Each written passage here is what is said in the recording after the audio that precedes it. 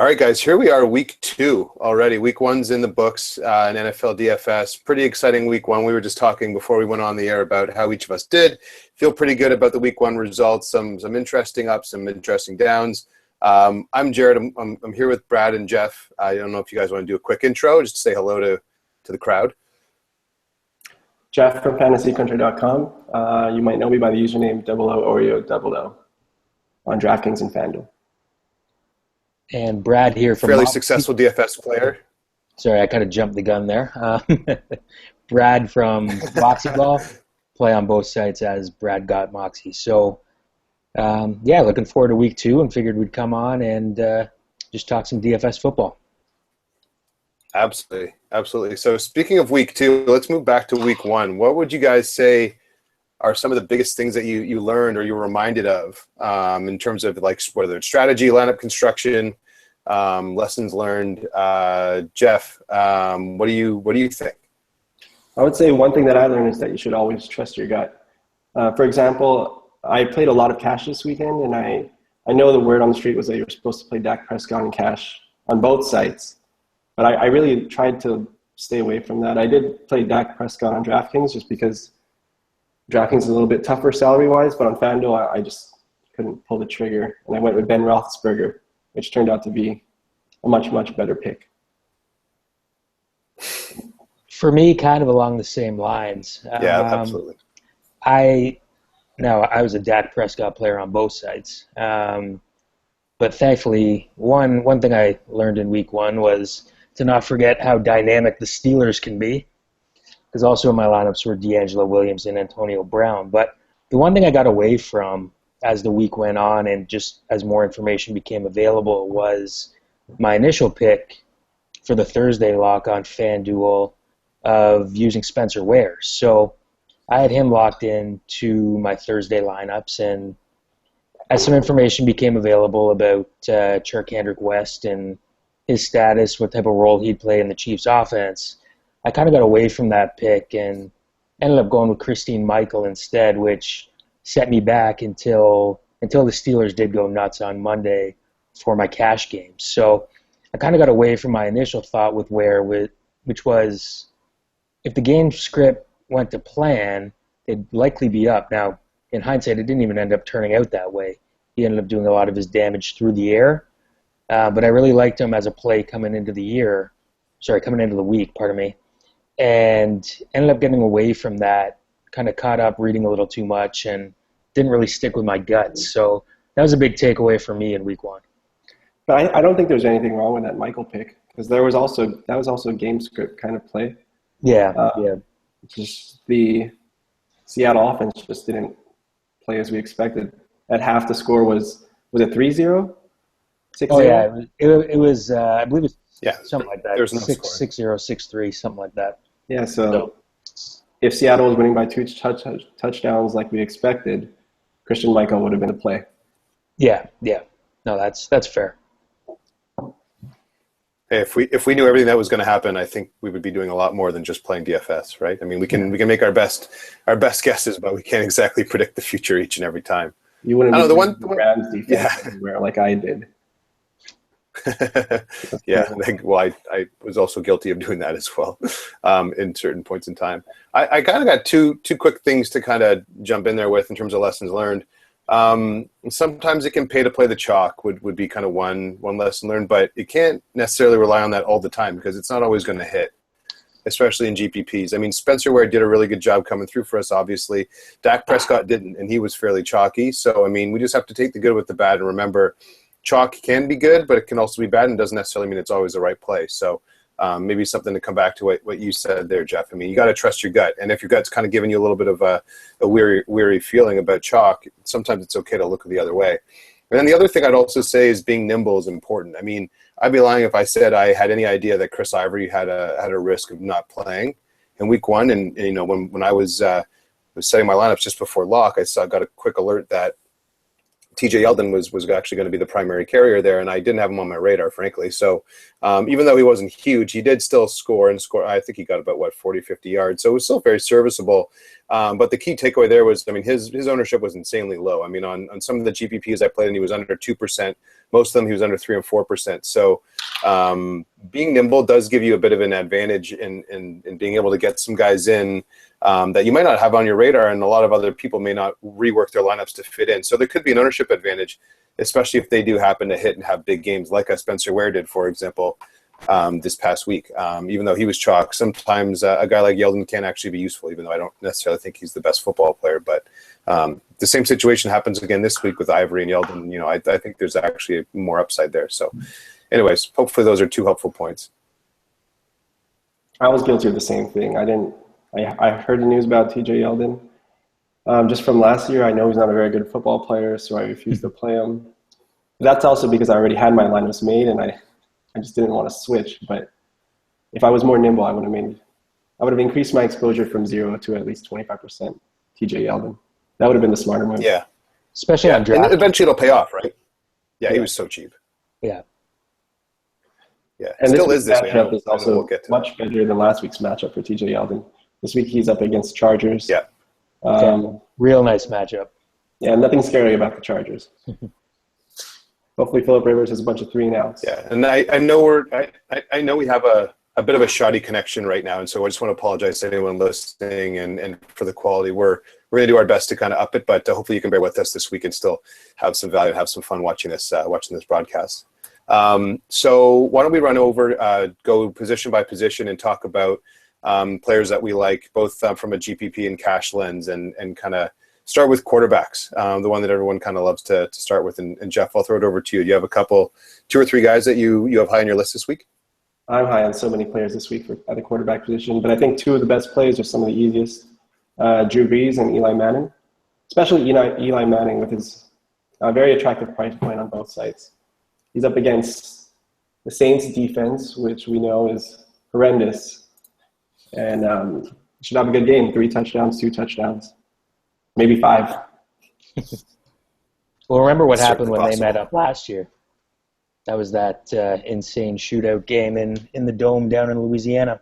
Was there like 80 points scored or something like that, or more actually? I think it was over 90, I believe, but I wouldn't bet on that, but it was somewhere in that range. 2 touchdowns is a very safe floor for Eli. So that makes it a really good cash game play. Hey, that is quite a save to depend on Eli for 2 touchdowns. Very reasonable. It's very reasonable to expect 2 this week. Yeah. Agreed. Brad, what do you think? Who do you got? I love Manning this week. 2 other guys that are on my radar. Cam Newton. Obviously, I'm going to be listening and reading up on the latest news with respect to the head injuries he had or didn't have, depending on how much you believe in the concussion protocol in week 1.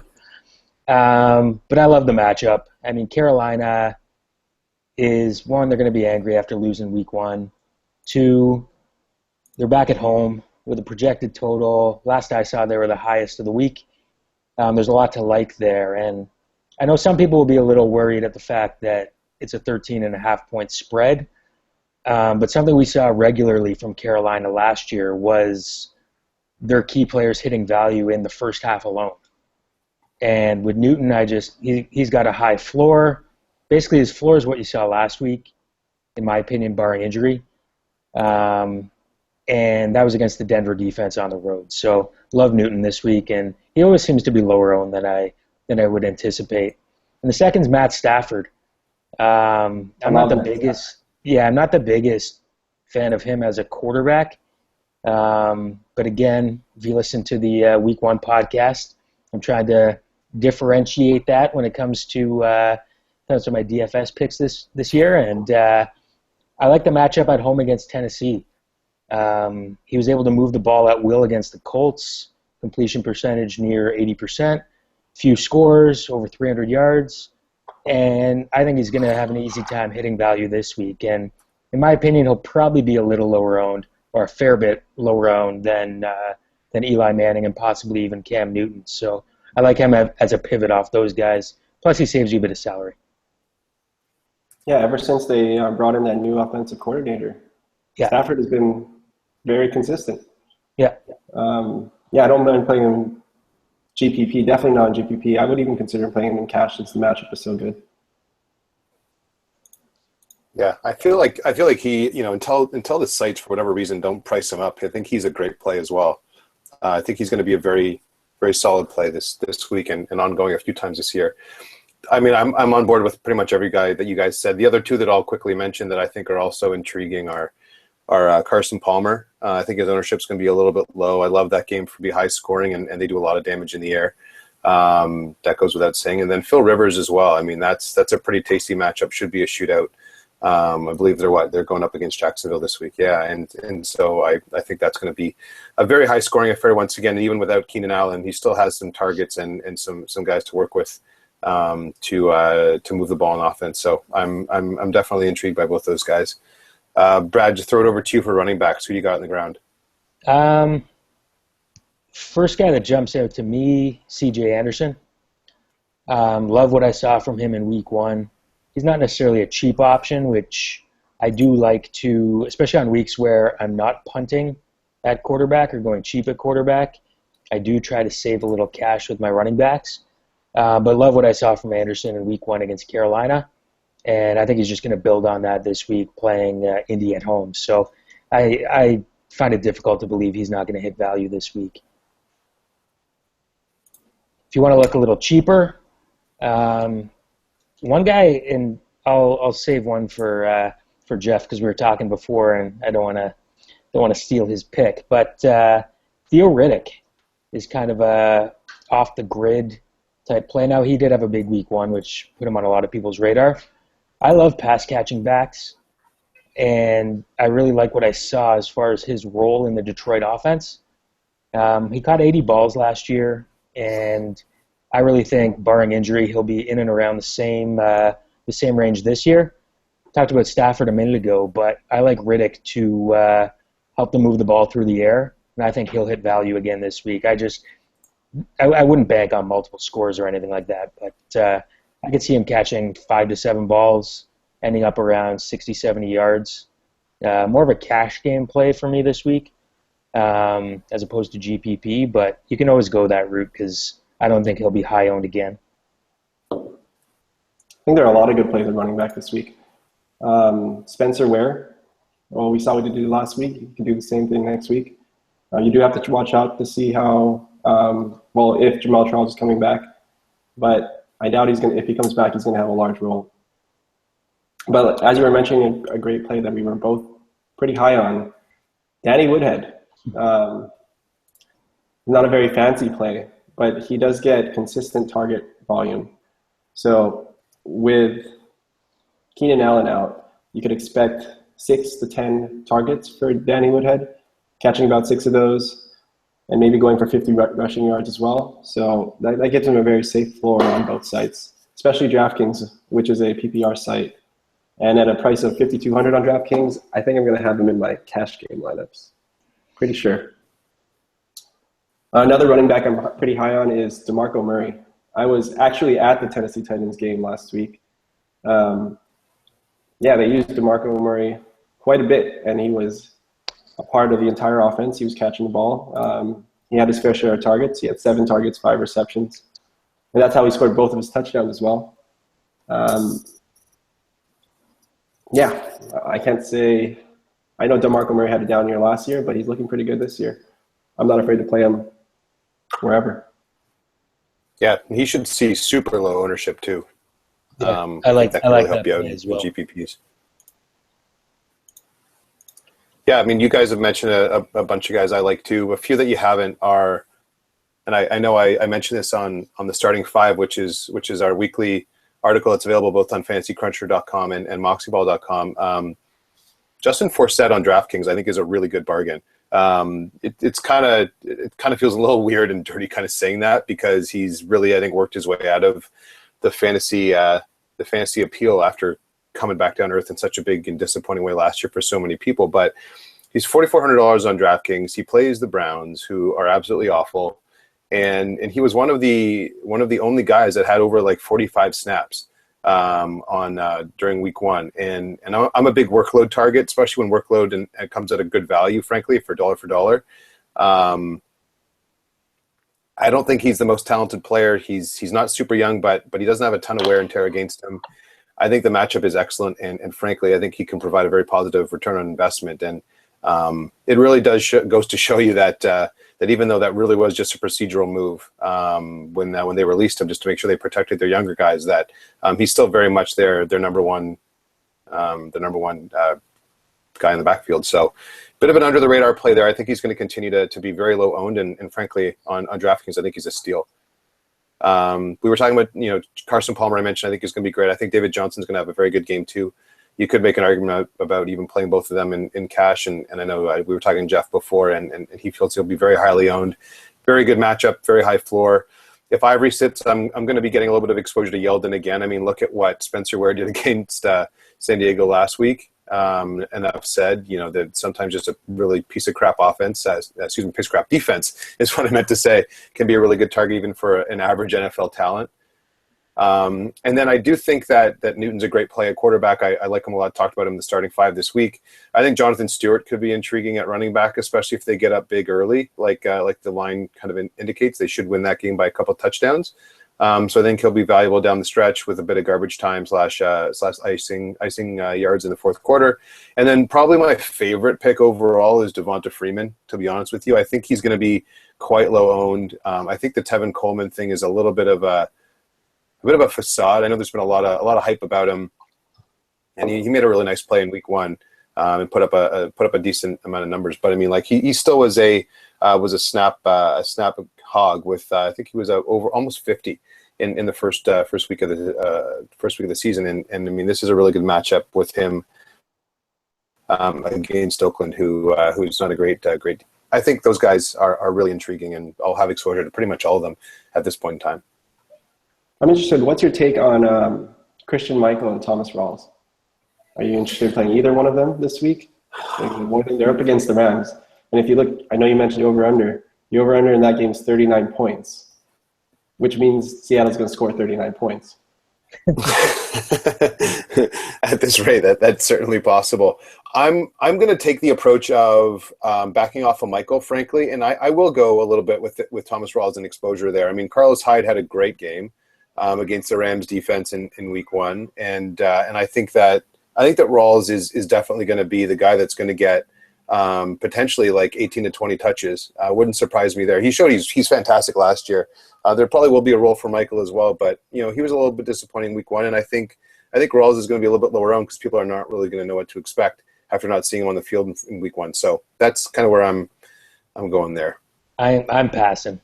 I can't imagine any of them in the top 10 this week as far as running back points go, but then again, I've been wrong an awful lot of times before. So, well, I'm thinking Russell Wilson's limited. That might hamper the passing game. Yeah, Seattle's going to win this game. Yeah, they will.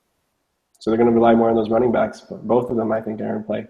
But I do agree with Jared that Thomas Rawls is the more attractive play among the two. Yeah, me too. Yeah, especially for GPPs. I just think his ownership is going to be lower.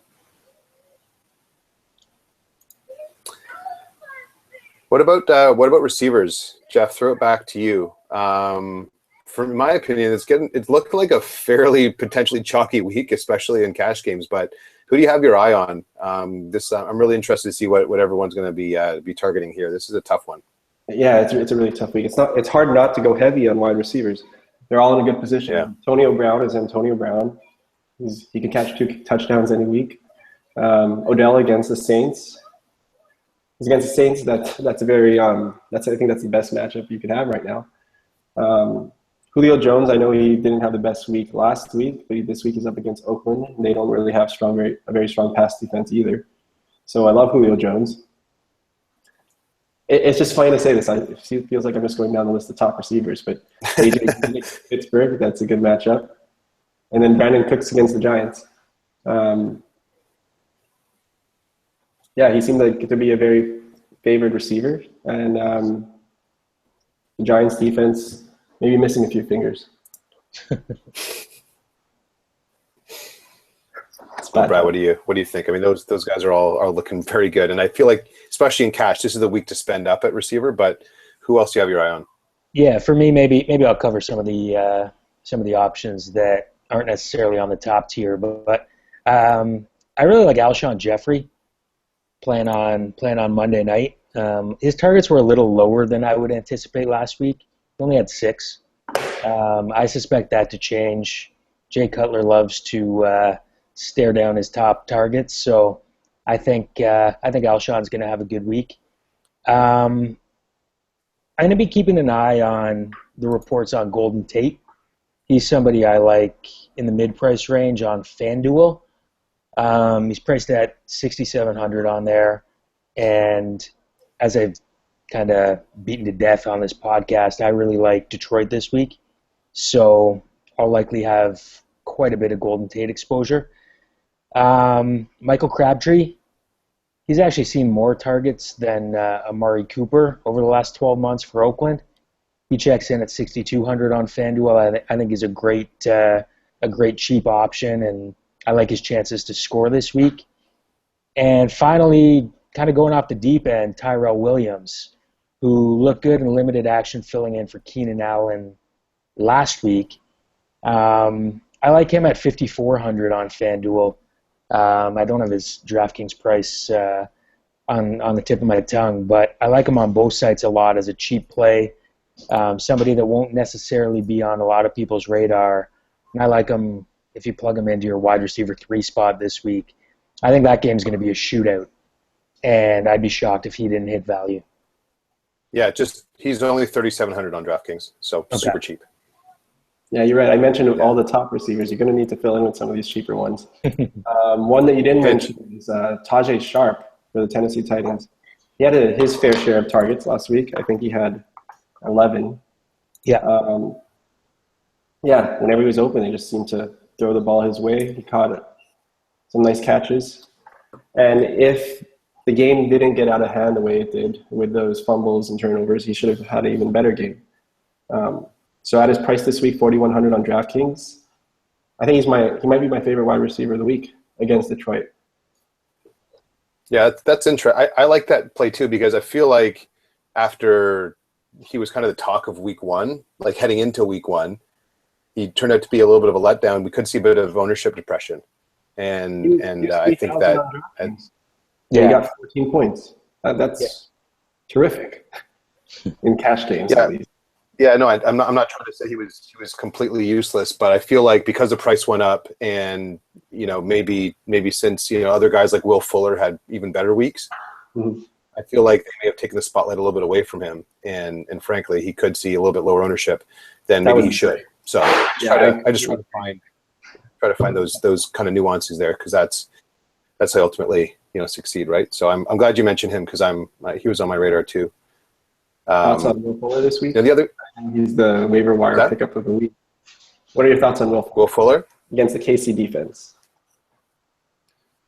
4,000, I believe, on DraftKings. I'm not going there. I like what he brings to the table, but just based on the fact I don't see a ton of points being scored in that game, it's likely a game I'm not going to have a whole lot of exposure to, especially through the air. So, no. I'm not trying to talk people out who are really, really, really high on him. I'm just not in that camp. I agree with you. If anything, I would be playing the running backs in that game. It's a good spot for Lamar Miller. It's easier to run on that team than it is to pass on it. We did see one. 2 quick touchdowns last week by Melvin Gordon against KC. Yeah. It's true. Just a couple other names to sneak in before we move on to tight ends. I mean, I talked about Kelvin Benjamin again on the starting 5. I want to give him a little bit of credit. I think he's an intriguing pairing with Cam Newton. I mean, I wasn't expecting him to do much in week 1. There was a lot of talk about how his snaps would be limited, but he was huge for them on Thursday Night Football, and he looks pretty good. I mean, I think he's pretty intriguing there, and like I mentioned with Rivers and with Palmer, I think Fitzgerald is a nice little pairing there. And frankly, I don't know if I'm curious actually to see what do you think Willie Snead's ownership is going to be, because after that massive week and another great matchup, like his price point is still fairly reasonable on quite a few different sites. So like $5,800 on DraftKings is still pretty decent. What do you guys got for him in terms of ownership percentage? He's going to be high. It is one of the best matchups of the week. But he caught all of his passes last week. There's no way that's going to Well, yeah, his game last week was tremendous, and I doubt he's going to have anything similar to that. But 20 points upside is reasonable for Willie Snead. Yeah, he'll be high on DraftKings. I don't think his ownership will be too high on FanDuel. He checks in at 7,200 there, so that's not cheap. It's a little steep for sweet Willie Snead. I don't like paying that type of money for a number 2 wide receiver. If he was, I agree. 4,500 on DraftKings, I would play him. But 5,800, that's a little pricey, and I might be looking for. Yeah, 58. Yeah, just number 1 wide receivers. Yeah, fair enough. I just think he's going to be crazy owned. I mean, especially in DraftKings for cash games coming off of that, and just something to keep an eye on. Tight ends. This was somewhat of a wasteland last year. I think it turned out that the biggest GPP winners actually put up a 0 at tight end last week. Who do you guys think is going to be interesting this week? I mean, I've really got like 1 or 2, but interested to hear your thoughts. And Brad, why don't you throw it out there? Couple guys I like on the high end. I still like Jordan Reed. If you have the money for him, I mean, he's an electric talent and has the ability really to get open on anyone. So I really like what he brings to the table week in, week out. And in a matchup against Dallas, I wouldn't be shocked to see if he hits value. Going kind of to the middle range, I like Delaney Walker. I liked him a lot in week 1 as well, and he fell relatively flat. But I like him in a game where they're going to have to score to keep pace with Detroit. I like his chances of finding the end zone.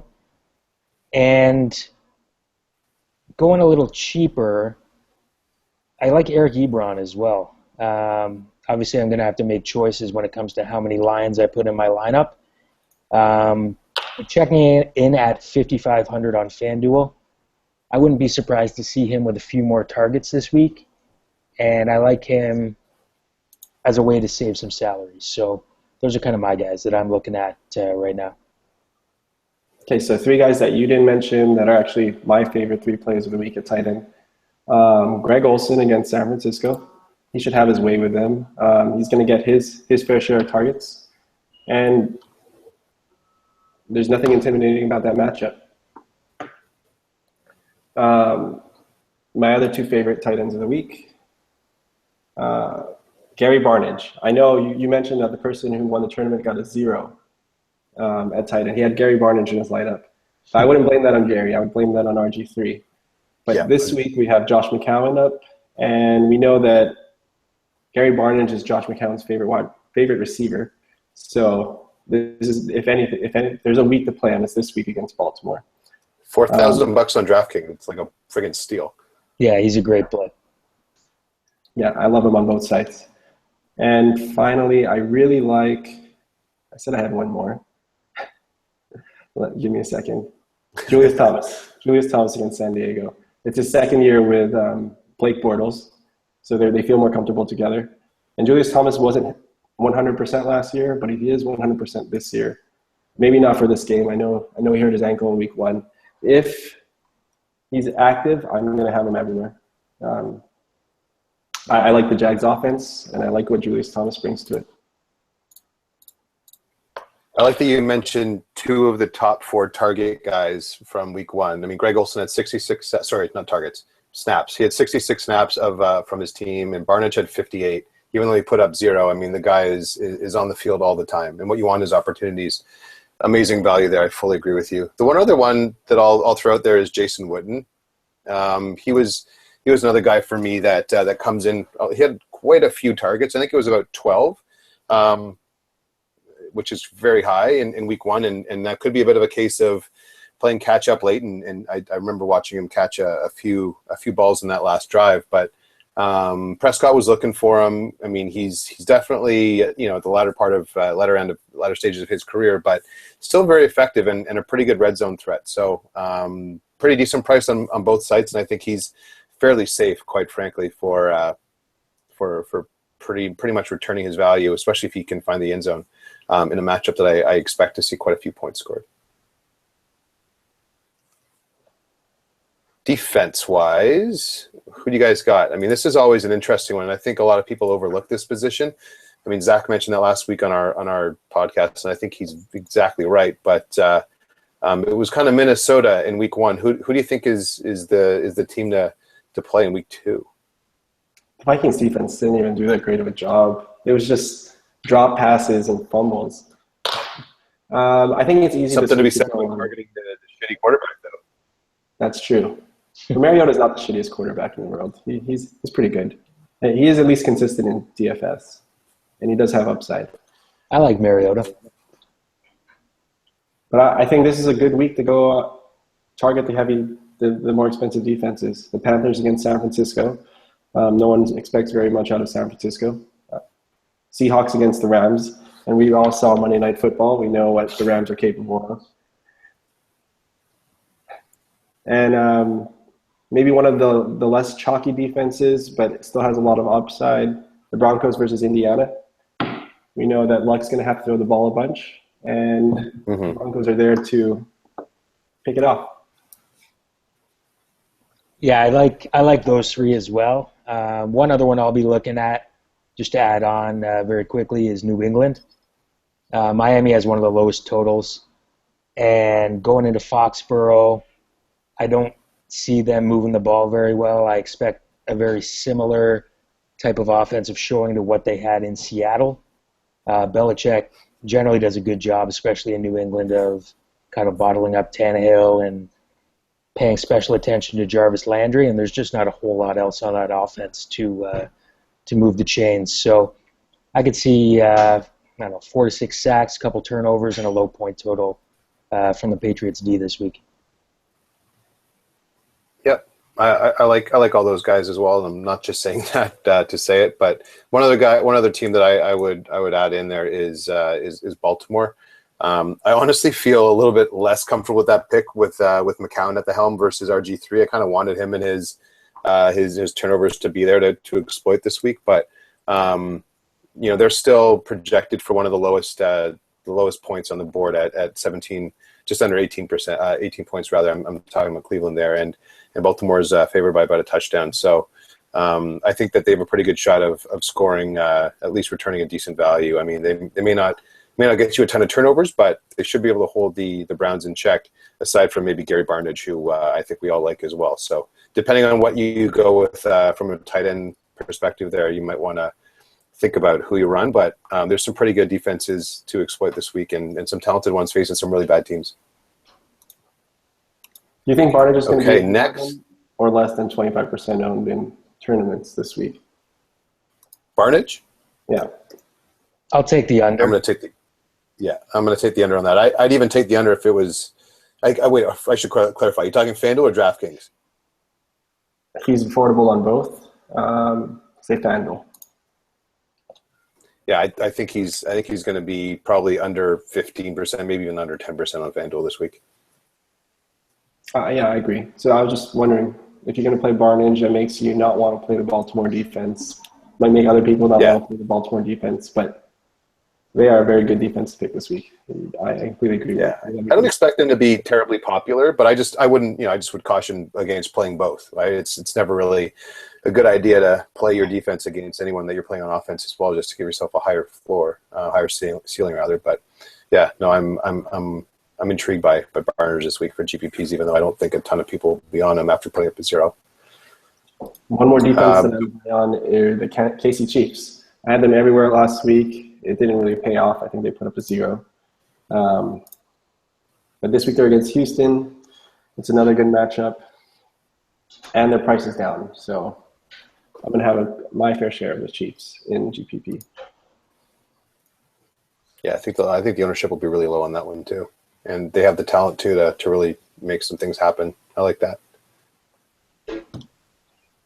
Another thing we like doing on this podcast is to talk about chalky plays that we're going to be avoiding, actually, and we've kind of alluded to a couple of them by talking about ownership a little bit more. But who do you got, Jeff, that you think are going to be pretty highly owned that you're going to be steering?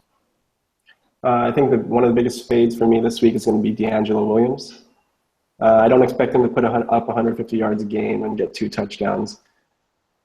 And also, this is, as we were talking about, a divisional matchup, so the scoring shouldn't get too out of hand. And his pricing's up this week too, so there's a lot of reasons for me not to play him. I also tend to fade Monday Night Football game players because, like, right after they had a good game, their ownership tends to be a little bit higher next week, and that's not a good enough reason for me to it just doesn't make sense. It does when... That's good. That's a good insight. Short week too, right? I mean... The prime time effect, yeah. Another fade, Antonio Brown, for the same reason. He's just way too expensive. Or he's fairly priced, but at that price you need 30 points a week to win in GPP with Antonio Brown. And 30 points is a lot of points. I know it's Antonio Brown, but I'll take the under on 30 points. Yeah, that's fade him in GPPs is basically what you're saying? Yes. Yeah, that's somebody I'll be fading this week too. He is Antonio Brown. He can go off at any point, but the scores have actually been fairly low historically when Cincinnati and Pittsburgh have matched up. And I still think he has a great chance of hitting value in cash games just due to volume, but I do like Odell Beckham Jr.'s matchup a little better for a similar price. So for me, Brown's the guy that it's scary, but I don't know how much, if any, exposure I'm going to have to him this week. Interesting. Yeah, I'm there with you guys on the Steelers. I think the matchup also calls for a little bit of concern there, so I think that's fairly easy to fade. So I'll just kind of tack on and say those are the guys I'm going to be avoiding as well. What about a game to stack for GPPs? Brad, do you have anything in mind? I mean, whether it's somewhat chalky or a little bit off the board, who do you think are the right guys to target for tournaments? Well, I mean, I'll stick with the game that I've kind of been going on about, which is Tennessee and Detroit. Detroit's playing with a really quick tempo. I want to see more data before I get too much behind that statement, but I really like the Detroit offense a lot this week, and conversely, just due to game script, I could see Tennessee falling a little bit behind and having to pass the ball in order to keep up. So there's a lot of intriguing players in that matchup, and I don't envision ownership being all that high outside of a couple of plays. So I like that as a bit of an under-the-radar game stack, so to speak. One of my favorite games to stack is, I think it's going to be Jacksonville at San Diego. It's not the highest over-under, but they do have the line is currently set at 47. Both teams don't have defenses that you want to write home about. And both quarterbacks like to throw, so it could be a shootout.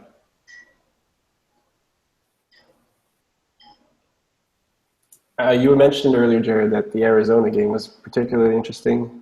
I think that is one that I wouldn't mind targeting in GPP, just because Arizona, Carson Palmer tends to be under-owned in tournaments week to week. Yeah. And he does have 4 or 5 touchdown upside, as David Johnson also can catch a touchdown or 2. Oh, well, you stole my stack, so thanks for doing that, Jeff. Much appreciated. Gives me a little bit break. You can talk about the Giants game. Yeah. I mean, I feel like I feel like the Tampa Arizona game is pretty much like the best pivot off of the Giants and New Orleans game. But I mean, it may not matter if they score like 100 points combined again, like they did last year. You might need to just kind of have some exposure to them anyways. But in the event that doesn't happen, and I mean, frankly, that might not happen for another 5-10 years. But I do definitely like Mike Evans, Larry Fitzgerald, Palmer. I think you can even get away with Jameis Winston here a little bit too. Frankly, if you really want some separation, some uniqueness. And then I mentioned Devontae Freeman before. I think he's in play, and frankly, so is David Johnson. So there's so many options in that game to work with, and if you do stack it, you got to go with a kicker as well. Plenty to like there. Yeah, that's the one. That's my number one, and frankly, I think it's definitely worth mentioning. But the other one that we haven't really talked a ton about is Oakland and Atlanta. I know you mentioned Julio a little bit before there, Jeff. But what kind of expectation you have for this one? I mean, the total there is pretty high, but what do you think is going to happen? I don't want to make any assumptions about that game. I want to say Julio's going to catch touchdown, but he hasn't been very consistent from that end for the last 17 weeks or so. It's just Matt Ryan. Matt Ryan has had very few games where he's scored more than where he's thrown more than 2 touchdowns. I want to say he might have. Let me look that up. I'm a little bit surprised that actually, as I look closer, Atlanta's only projected for 23 points, 22 and a half points, which feels a little bit lower than it should be against the Raiders, especially when you have a guy like Julio Jones. But they don't travel well though. I mean, they're a lot better in the Georgia Dome than on the road. I'm not a huge fan of this game outside the Oakland receivers in general. I think they could do some damage early, but more so Crabtree, because I envision Trufant up against Amari Cooper, and I love Amari Cooper, but that's just a tough matchup for him. I think it's a very good matchup for Matt Ryan on paper, but then when you look back at Matt Ryan's game log, in his last 19 games, he's had only one game with more than 2 touchdowns. Yeah. So I don't know what's going on there. I still like Julio Jones, but you need him to catch in this day and age. At least 1 touchdown, 2 touchdowns would be nice to have a good GPP score for the week. One other game that I'm kind of intrigued to talk about before we wrap up is Washington and Dallas. We haven't really talked much about Washington at all. I know Kirk Cousins had a tough week 1, but a couple things kind of didn't really go his way. A few actions that may not have exactly been his fault. Garcon did look pretty good. Deshaun Jackson did too. Like I mentioned, Jason Witten was pretty strong. Des Bryant had a touchdown called back. Dak Prescott still pretty decent value. Is there anyone in this game that you guys are targeting or that you like in week 2? I mean, I feel like it could be a pretty high-scoring affair. I honestly like both quarterbacks. I think this might be the week to play Dak Prescott since he burned everybody last week. Maybe he rushes in a touchdown. Maybe he passes one to Dez that doesn't get called back. Yeah, Dak Prescott's a nice sneaky play for the week. I'm skipping it. Outside Jordan Reed, I like Jordan Reed, but for me, Dallas. I was fairly heavy on Dallas last week, mainly due to price. But they just have such a slow pace of play most weeks.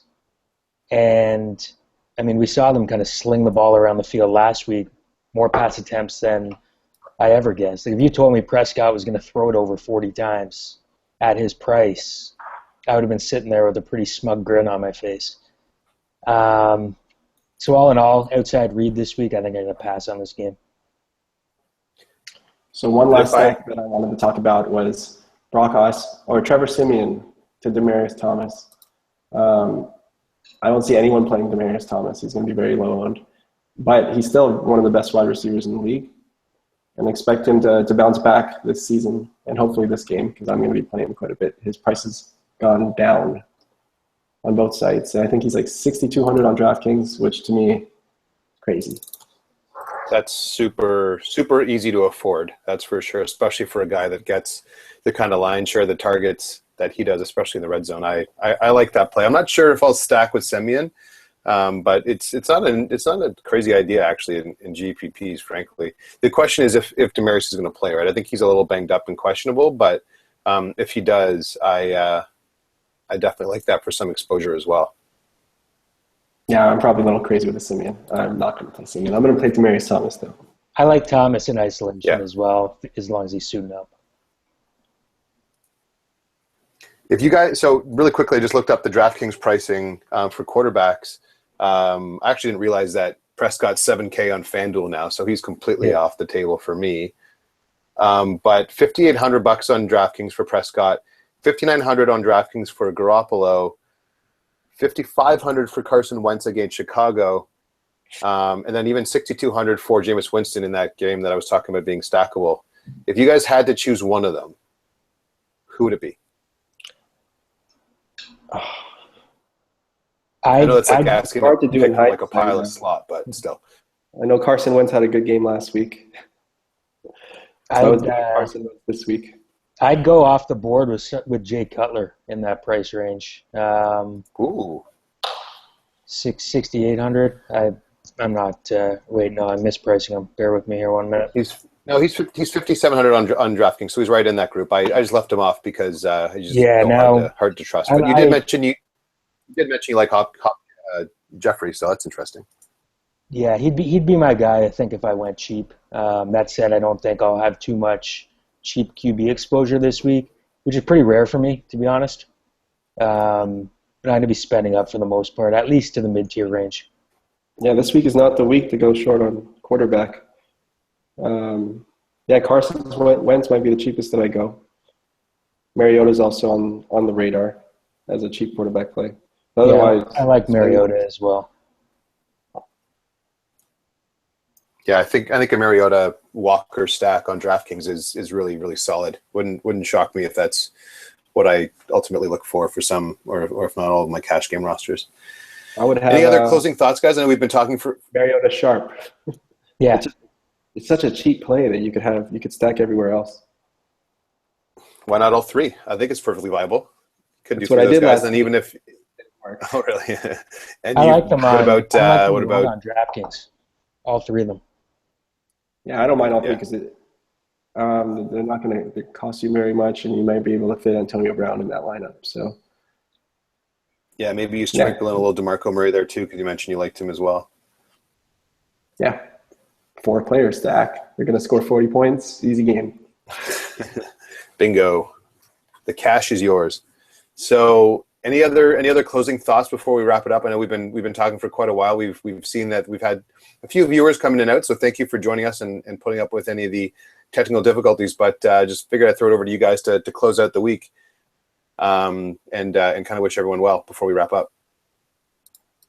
I think one thing I'd point out: keep an eye on weather, especially in the Northeast. Quick scan I did this afternoon has some questionable weather concerns.